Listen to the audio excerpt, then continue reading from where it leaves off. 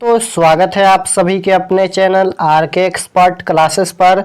तो यदि आप भी बिहार बोर्ड से मैट्रिक का परीक्षा 2024 में देने वाले हैं तो आपके लिए क्लास काफ़ी ज़्यादा महत्वपूर्ण है, क्योंकि अभी के इस क्लास में हम लोग देखने वाले हैं मैथ यानी गणित के VVI ऑब्जेक्टिव क्वेश्चन, यानी वेरी इंपॉर्टेंट ऑब्जेक्टिव क्वेश्चन जो आप लोग को मैट्रिक बोर्ड एग्जाम 2024 के लिए काफ़ी ज़्यादा महत्वपूर्ण है।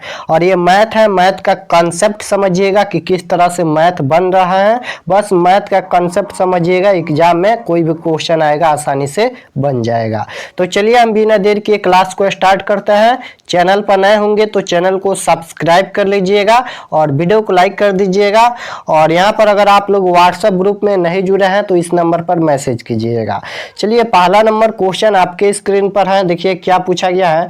क्वेश्चन पूछा गया है पहला नंबर कि 8 sec स्क्वायर ए माइनस 8 tan स्क्वायर ए बराबर है, किसके बराबर है बताना है कि 8 sec स्क्वायर थीटा और माइनस 8 tan स्क्वायर थीटा बराबर है। तो सबसे पहले देखिए दोनों में 8 है तो 8 को बाहर कीजिए यानी कॉमन कीजिए, बचेगा sec square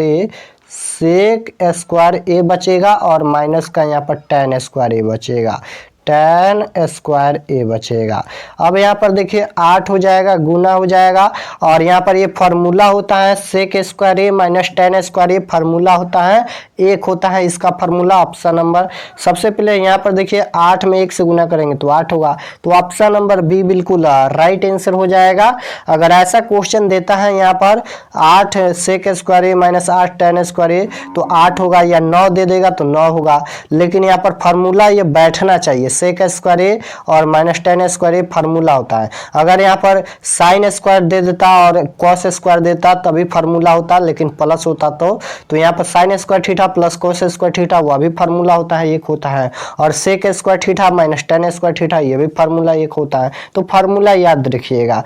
next question 2 number पूछा गया है, बहुपद दिया है यहाँ पर x square minus 4x minus 1 के मूलों का योग क्या होगा। यहाँ पर अल्फा प्लस बीटा पूछा गया है, मूलों का योगफल बताना है कि मूलों का योगफल क्या होगा, अल्फा प्लस बीटा का वैल्यू बताना है। तो इसका फार्मूला क्या होता है, इसका फार्मूला माइनस बी बटा ए होता है, और माइनस बी के जगह पर माइनस 4 है तो माइनस माइनस क्या हो जाएगा तो प्लस 4 हो जाएगा, और ए के जगह पर एक्स स्क्वायर है कुछ भी नहीं है 1 लिखेंगे, तो 4 बटा 1 इसका राइट आंसर होगा, यानी 4 बटा 1 का मतलब 4 होगा तो होता है, तो इसका right answer option number B हो जाएगा।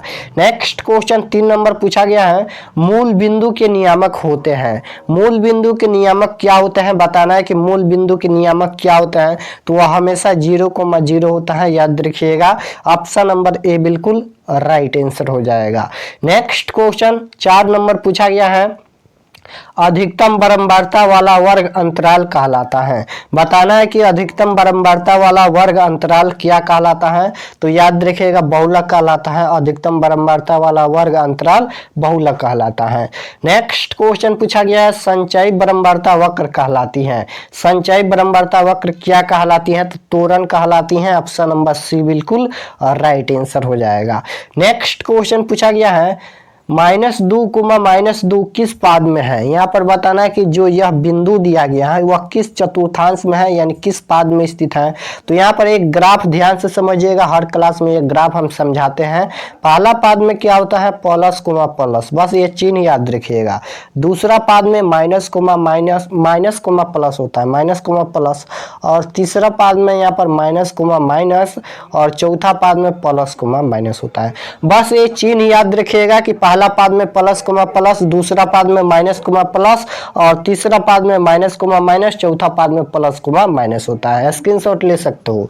तो यहाँ पर देखिए हमें संख्या से कोई मतलब नहीं है, बस हमें माइनस प्लस देखना है, यानी चिन्ह देखना है। तो देखिए दोनों बिंदु में माइनस लगा है, तो माइनस माइनस किस में होता है तो देखिए तृतीय पाद में होता है, तो इसका right answer option number C हो जाएगा। यह तृतीय पाद में स्थित है या तृतीय चतुर्थांश में स्थित है।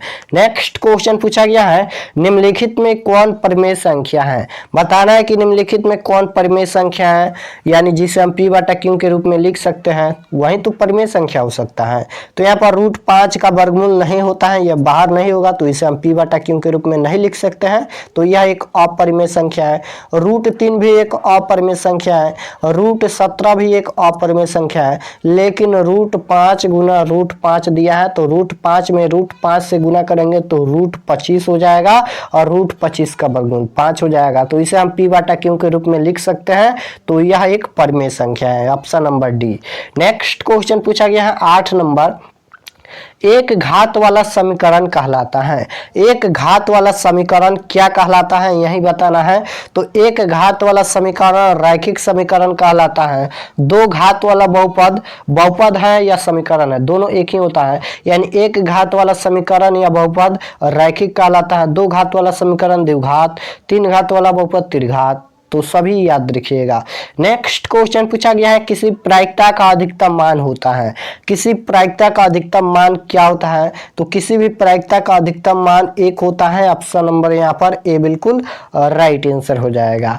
नेक्स्ट क्वेश्चन पूछा गया है, किसी दिए हुए बिंदु से वृत्त पर कितने स्पर्श रेखाएं खींची जा सकती हैं। यहाँ पर बताना है कि किसी दिए हुए बिंदु से वृत्त पर कितने स्पर्श रेखाएं खींची जा सकती हैं, तो अनंत खींची जा सकती हैं। लेकिन अगर यही क्वेश्चन पूछेगा कि किसी दिए हुए बिंदु से बाहरी वृत्त पर कितने स्पर्श रेखाएं खींची जा सकती हैं, तो अगर बाहरी बिंदु से पूछेगा तो सिर्फ 2 ही खींचा जा सकता है। लेकिन यहाँ पर पूछा गया है वृत्त पर स्पर्श रेखा है, दिए हुए बिंदु से वृत्त पर स्पर्श रेखा है, तो यहाँ पर अनंत होता है। ऑप्शन नंबर यहाँ पर डी बिल्कुल राइट आंसर हो जाएगा। नेक्स्ट क्वेश्चन 11 नंबर क्वेश्चन पूछा गया है, किसी समकोण त्रिभुज में कोण का वर्ग शेष अन्य भुजाओं के बराबर होता है। बताना है कि किसी समकोण त्रिभुज में कोण का वर्ग शेष अन्य भुजाओं के बराबर होता है, तो वह योगफल का होता है। ऑप्शन नंबर ए बिल्कुल राइट आंसर हो जाएगा। नेक्स्ट क्वेश्चन पूछा गया है कि दो लगातार अभाज्य संख्याओं का मौसा, दो लगातार अभाज्य संख्याओं का मौसा कितना होता है, तो हम बताए थे 1 होता है। ऑप्शन नंबर डी बिल्कुल राइट आंसर हो जाएगा।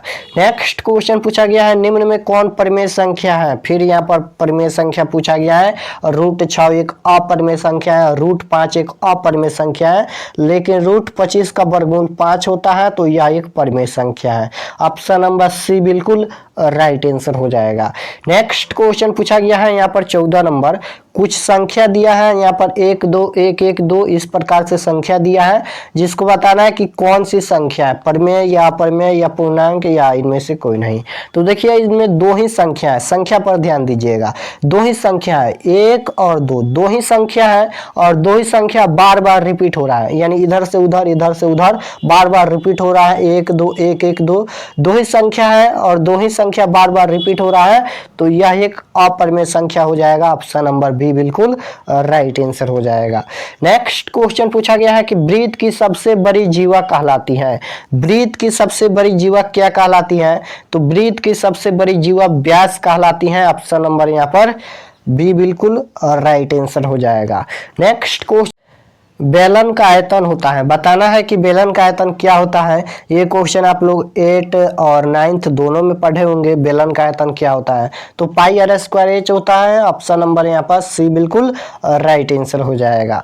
नेक्स्ट क्वेश्चन पूछा गया है, किसी त्रिभुज ABC का क्षेत्रफल 0 है तो तीनों बिंदु क्या होगा। यहाँ पर बताना है कि किसी त्रिभुज का ABCD एक त्रिभुज है यहाँ पर, जिसका क्षेत्रफल 0 है यानी 0 है, इसका क्षेत्रफल 0 है, तो तीनों बिंदु क्या होगा, संरेखी होगा या असंरेखी या दोनों या इनमें से कोई नहीं। तो अगर क्षेत्रफल 0 है तो वह संरेखी होगा। ऑप्शन नंबर ए बिल्कुल राइट आंसर हो जाएगा। नेक्स्ट क्वेश्चन पूछा 18 नंबर क्वेश्चन है, रैखिक समीकरण युग्म को हल करने की कितने विधियां हैं। यहाँ पर बताना है कि रैखिक समीकरण युग्म को कितने विधि से हल कर सकते हैं, तो 4 विधि से हल कर सकते हैं। पहला विलोपन विधि, दूसरा प्रतिस्थापन विधि, तीसरा होता है वज्र गुणनखंड विधि और चौथा होता है ग्राफीय विधि। तो 4 विधि से हल किया जा सकता है। ऑप्शन नंबर सी हो जाएगा। नेक्स्ट क्वेश्चन पूछा गया है प्रथम 3 सम संख्या का माध्य क्या होगा। अब यहाँ पर बताना है कि प्रथम 3 सम संख्या का माध्य क्या होगा। तो सबसे पहले तो हम प्रथम 3 सम संख्या लिख सकते हैं। यहाँ पर 2 हो जाएगा, 2 एक सम संख्या है, 3 सम संख्या नहीं है, 4 सम संख्या है, 5 भी नहीं है, 6 है। यहाँ पर 3 पूछा गया था तो 3 यहाँ पर सम संख्या हो गया। अब इसका माध्य बताना है कि माध्य क्या होगा। तो माध्य कैसे निकलता है, तो सभी संख्याओं को जोड़ेंगे और जितना संख्या है उतना से भाग देंगे, यानी डिवाइड करेंगे। तो सबसे पहले संख्या कितना है, तो संख्या है 3, तो सबसे पहले बाटा में 3 हो जाएगा। अब इसे जोड़िए तो कितना होता है, तो 6 4 10 और 10 और 2 12, तो 12 हो जाएगा यहाँ पर। तो क्या हो जाएगा 4 तिहाई 12, यानी इसका माध्य 4 होगा। ऑप्शन नंबर बी बिल्कुल राइट आंसर हो जाएगा। नेक्स्ट क्वेश्चन पूछा गया है यदि किसी एपी का प्रथम पद ए और सारवंटर डी हो तो एनवा पद निम्नलिखित में कौन होगा। अब यहाँ पर देखिए डायरेक्ट फार्मूला पूछा गया है। यहाँ पर एपी यानी समानांतर श्रेणी का फार्मूला पूछा गया है कि एनवा पद का फार्मूला इनमें से क्या होता है। तो एनवा पद का फार्मूला याद रखिएगा A plus N minus 1 into D होता है, ये होता है। तो ऑप्शन नंबर यहाँ पर ए में दिया है।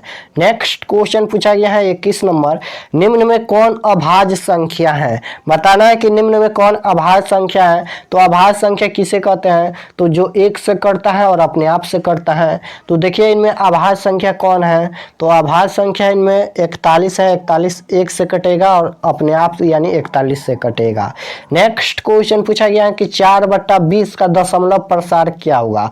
अब यहाँ पर इसका दशमलव प्रसार बताना है कि दशमलव प्रसार क्या होगा।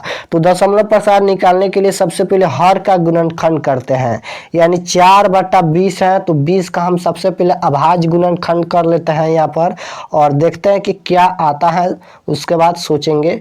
यहाँ पर सबसे पहले 2 से डिवाइड करेंगे तो यहाँ पर क्या हो जाएगा 10 हो जाएगा और 2 से कटाएंगे 5 हो जाएगा। सिर्फ 5 से कटेगा, या काटिए या नहीं काटिए तो 1 हो जाएगा। अब देखिए यहाँ पर 2 2 और 5 आता है। अगर 2 आता है केवल तभी शांत होगा, अगर केवल 5 आता है तभी शांत होगा, अगर 2 और 5 आता है तभी शांत होगा। लेकिन 2 और 5 के अलावा कोई और संख्या आता है तो अशांत होगा। बात को समझिएगा, अगर केवल यहाँ पर 2 2 आता है 5 के जगह पर अगर 2 भी आता है तभी वह शांत होगा। अगर केवल 5 5 5 5 आता है तभी शांत होगा। अगर यहाँ पर 2 और 5 दोनों आता है, देखिए 2 आया है और 5 दोनों आया है, तभी शांत होगा। लेकिन 2 और 5 के अलावा कोई और संख्या आता है तो अशांत होगा। जैसे ही यहाँ पर 2 2 आया और यहाँ पर मान लेते हैं 5 के जगह पर 3 आ गया तो अशांत होगा। अगर केवल 4 5 आता है तभी अशांत होगा, लेकिन 2 और 5 के अलावा कोई और संख्या आता है तो अशांत होगा, और 2 और 5 आता है तो वह शांत होगा। तो यहाँ पर देखिए 2 और 5 आया तो यह शांत होगा। ऑप्शन नंबर ए बिल्कुल राइट आंसर हो जाएगा। नेक्स्ट क्वेश्चन पूछा गया है कि अर्धवृत्त का कोण होता है। अर्धवृत्त का कोण कितना डिग्री का होता है, तो अर्धवृत्त का कोण 180 डिग्री का होता है, पूरा वृत्त का कोण 360 डिग्री का होता है, दोनों याद रखिएगा। नेक्स्ट क्वेश्चन पूछा गया है रैखिक समीकरण युग्म दिया है, यहाँ पर 2 समीकरण दिया है जिसका हल बताना है कि कितना हल होगा। तो a1/a2 बराबर b1/b2 बराबर c1/c2 के फार्मूला से निकालेंगे। तो a1 के जगह पर 2 है, a2 के जगह पर 4 है। सबसे पहले हम बता देते हैं कि a1 a2 और b1 क्या होता है। तो ये होता है a1, ये होता है b1, ये होता है c1, ये होता है a2 b2 c2, तो याद रखिएगा। तो a1/a2 और b1/b2 और c1/c2, यानी 2 यहाँ पर 4 हो गया। यहाँ पर सबसे पहले 2 और 4 हो जाएगा, a1 a2 3 6 हो जाएगा, b1 b2 और c1 c2 हो जाएगा यहाँ पर 5 और 10। अब यहाँ पर a1 के जगह पर 2 है, a2 के जगह पर कितना है तो 4 है, बराबर b1 के जगह पर 3, b2 के जगह पर 6, बराबर c1 के जगह पर 5 और c2 के जगह पर कितना है तो 10 है। अब इसे कटाइएगा तो 2 दूना 4 यानी 1/2 हो जाएगा, बराबर 3 दूना 6 1/2 हो जाएगा, बराबर यहाँ पर 5 दूना 10 यानी 1/2 हो जाएगा। तो देखिए ये तीनों बराबर आ रहा है, यानी 1/2 1/2 1/2।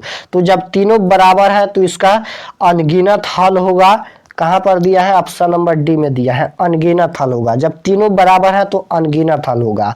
नेक्स्ट क्वेश्चन पूछा गया है कोसेक 30 डिग्री का वैल्यू क्या होगा। यहाँ पर कोसेक 30 डिग्री का मान बताना है कि इसका मान क्या होगा। तो कोसेक 30 डिग्री का मान केवल 2 होता है। यहाँ पर ऑप्शन नंबर बी बिल्कुल राइट आंसर हो जाएगा। नेक्स्ट क्वेश्चन पूछा गया है 26 नंबर। यहाँ पर कुछ संख्या दिया है यानी आंकड़ा दिया है जिसका परिसर बताना है कि परिसर क्या होगा। तो परिसर बहुत ही सिंपल होता है, कैसे निकलेगा। तो सबसे बड़ी संख्या में से सबसे छोटी संख्या घटाते हैं, सबसे बड़ी संख्या में से सबसे छोटी संख्या घटाते हैं। यानी इनमें सबसे बड़ी संख्या कौन है, तो इनमें सबसे बड़ी संख्या देखिए कौन है, तो सबसे बड़ी संख्या 36 है। तो यहाँ पर क्या हो जाएगा 36 और माइनस सबसे छोटी संख्या क्या है, तो 6 है, तो 6 हो जाएगा। 36 माइनस 6 यानी बराबर हो जाएगा 30। ऑप्शन नंबर सी में दिया है। अगर परिसर पूछेगा तो सबसे बड़ी संख्या में से सबसे छोटी संख्या घटाया जाता है।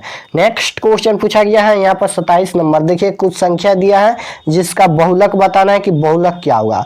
तो बहुलक बहुत ही सिंपल होता है। बहुलक कैसे निकलेगा, तो देखिए बहुलक निकालने के लिए कुछ नहीं करना पड़ेगा, बस संख्या देखिए और जो संख्या बार बार रिपीट हुआ है वही बहुलक हो जाएगा। यानी जो संख्या इनमें बार बार आया है वही बहुलक होगा। तो देखिए 4 1 2 3 4 बार 4 आया है, यानी सबसे ज्यादा बार 4 आया है, तो इसका बहुलक 4 हो जाएगा। ऑप्शन नंबर यहाँ पर ए बिल्कुल राइट आंसर हो जाएगा। नेक्स्ट क्वेश्चन पूछा गया है यहाँ पर 28 नंबर।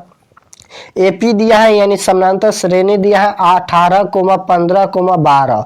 यहाँ पर 18, 15, 12 डॉट डॉट का कौन सा पद शून्य है, यानी कौन सा पद 0 है, बताना कि कौन सा पद 0 है।